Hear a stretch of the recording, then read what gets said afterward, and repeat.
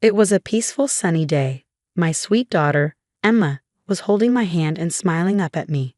My loving husband, Adam, walked beside us.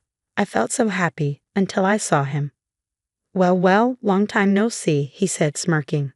It was Lucas, my ex-husband. I hadn't seen him in years, and now here he was, grinning that same nasty grin. Wow, did you have a kid? Lucas sneered. At your age? I wouldn't even think about becoming a mom if I were as old as you. I glared at him and replied, that's none of your business. Leave me alone. I tried to walk past him, but Lucas stepped in front of me, blocking a way. He looked me over, head to toe, his eyes full of mockery. Then he laughed loudly, as if he couldn't hold it back anymore. You're old, Clara. You know that, right? It's disgusting. And you, he said, turning to my husband. You're her new guy. Man, what a mistake. You'll regret marrying this old hack. Lucas just wouldn't stop. My fists clenched as anger boiled inside me, but before I could say anything, Adam, calm and collected as ever, stepped in. Lucas, right? Adam said with a small smile. Thanks for your input. Really insightful stuff. I'll be sure to think it over. My name is Clara. Lucas and I met years ago when we worked at the same company. He was a team leader, and I was his manager. We got married, and at first, everything seemed fine. I wanted children right away, but it wasn't easy. At 34, I started infertility treatments. They were tough, physically and emotionally. After years of trying, I finally got pregnant at 38. I was overjoyed.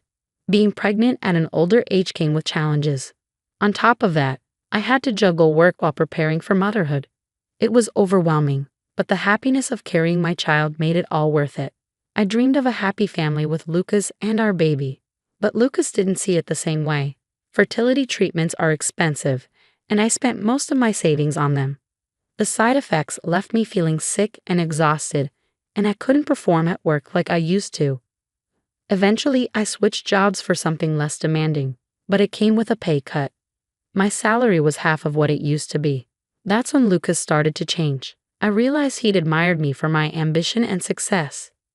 He liked the version of me who was career-driven and financially independent.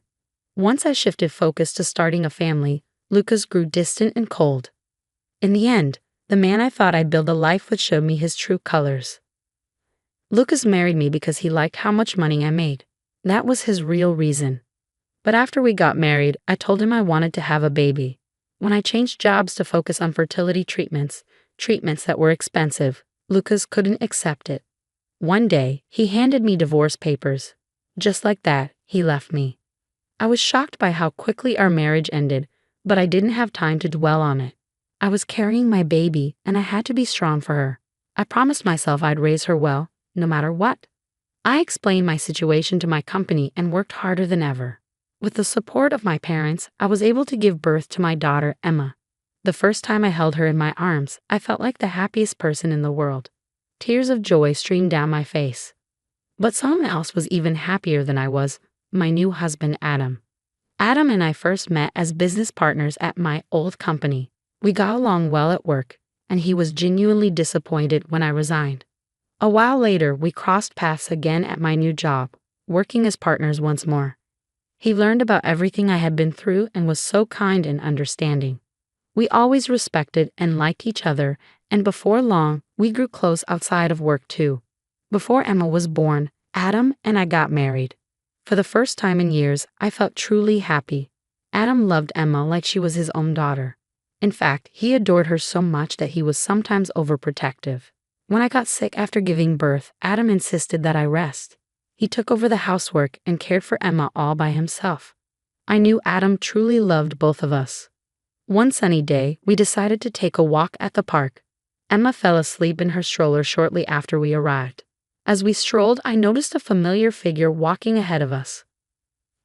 I quickly grabbed Adam's arm and tried to turn back the other way, but it was too late. The man had already spotted me. He looked at Adam and Emma with a surprised expression, then started walking toward us with that same nasty smirk I remembered all too well. Well, well, long time no see, Lucas said. Lucas, I muttered under my breath.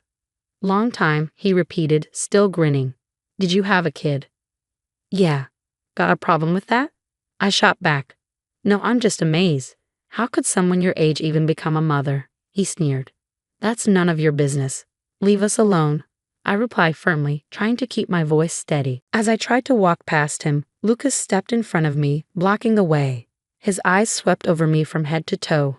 And then, as if he couldn't hold it back any longer, he burst into laughter. You're way too old to be a mom. It's disgusting.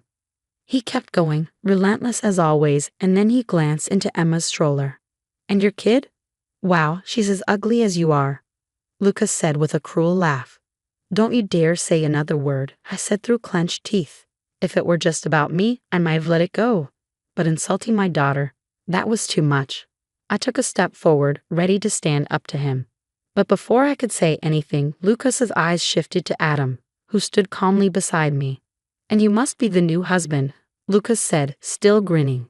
You married this old hag, and she's got a kid with someone else. Really? Pathetic. Lucas's voice was dripping with mockery as he added, You know, Clara, the only good thing about you was how much money you made. That's why I married you. Without your paycheck, you're worthless. Then he turned his attention back to Adam, his smile growing even nastier. In this world, it's all about profit and gain, my friend. Only fools marry for love or loyalty. People like Clara, who give up good jobs to have kids, are just losers. You better watch yourself, Mr. New Husband. If you don't understand profit and loss, you'll regret it. Trust me. His loud, obnoxious laughter echoed through the park, shattering the peaceful afternoon. I clenched my fists, shaking with anger. I couldn't let him insult me, Adam, or especially Emma like that. I was ready to march over and tell Lucas exactly what I thought of him. But just as I moved forward, Adam gently placed a hand on my arm, holding me back. He hadn't said a word the entire time, quietly observing the scene. Clara, wait, calm down, Adam said gently, his hand resting on my arm. Wesley, I can't just stand here and stay quiet after hearing something like that, I argued, still fuming. I understand how you feel, but violence isn't the answer, Adam replied, smiling at me. I hesitated and slowly lowered my fist. Clara, do you know this man? Adam asked, his voice calm. He used to be one of my coworkers, I replied. I couldn't bring myself to tell him that Lucas was my ex-husband. I didn't even want to admit I had once been married to such a horrible person. But Adam seemed to understand without me saying a word. He smiled softly and nodded. So it's him, Adam said, his voice steady. Then he turned to me and said, Clara, take care of Emma for me, okay? He handed me the stroller and stepped forward to shield us from Lucas. Adam looked at Lucas with his usual calm smile. Lucas, right? Adam said. Thank you for sharing your thoughts. It's true that profit and loss are very important, not just in business, but with people too. Sometimes it's best to think in terms of profit and loss. What you said is very reasonable. Lucas's smile grew wider. Well, you're not as dumb as I thought. In that case, you shouldn't be with Clara. You know better. Lucas grinned at me and put his hand on Adam's shoulder, as if they were buddies. It was clear he thought Adam was on his side. But Adam didn't flinch. He brushed Lucas's hand off calmly. You know my father owns a business, and in business, profit and loss are very important. I think I'll talk to my father about what you said today, Lucas. Is your dad a president? Lucas asked eagerly, his eyes lighting up. If you want, I can talk to him directly. It was obvious Lucas was hoping to take advantage of the situation. Still obsessed with money and titles, he didn't care how badly he had treated me. I couldn't believe how different he acted now. I know you're busy, Lucas, so I'll let my father know, Adam said, his voice polite. I'm sure he'll be in touch soon. Well, I'll leave you alone for now, Lucas said quickly, backing off. With that, Adam took Emma and me and we walked away. As we passed Lucas, he glanced at me and I couldn't help but feel a little sorry for him. The next day, Lucas went to work and was immediately called into his boss's office. The president of one of his company's major partners had filed a complaint about him by name. That president? My father-in-law, the one who knew all the details about my divorce with Lucas. He was absolutely furious. Adam called Lucas's boss and told him about Lucas's terrible attitude, emphasizing how important it was to properly manage employees. My son told me that one of your employees mentioned the importance of profit and loss, Adam said. You should really consider how much damage one person's mistake can cause.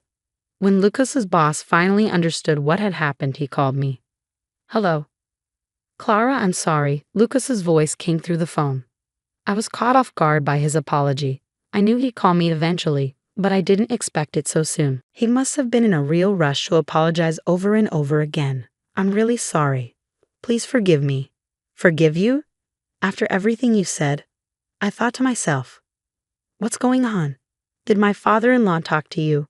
I asked sarcastically. I heard him hesitate on the other side of the phone. He must have given you some advice, huh? I'm so sorry. I'm really sorry. I want to apologize in person to your current husband and the president, Lucas pleaded. Did your boss tell you to apologize? I asked, unimpressed. Yes, he said I can't come back to the company until I apologize to you and get your forgiveness. Please, Clara, help me. We were married once, Lucas begged. Enough, I said firmly. You've only ever seen me as a source of money, haven't you? Now you're acting like this. Weren't you the one who said everything's about profit and loss? Well, for me, keeping you around my husband and my father-in-law is a loss. Talking to you after you insulted my daughter and my husband is just a waste of time. So don't call me again. No, please, he stammered, but I hung up before he could finish.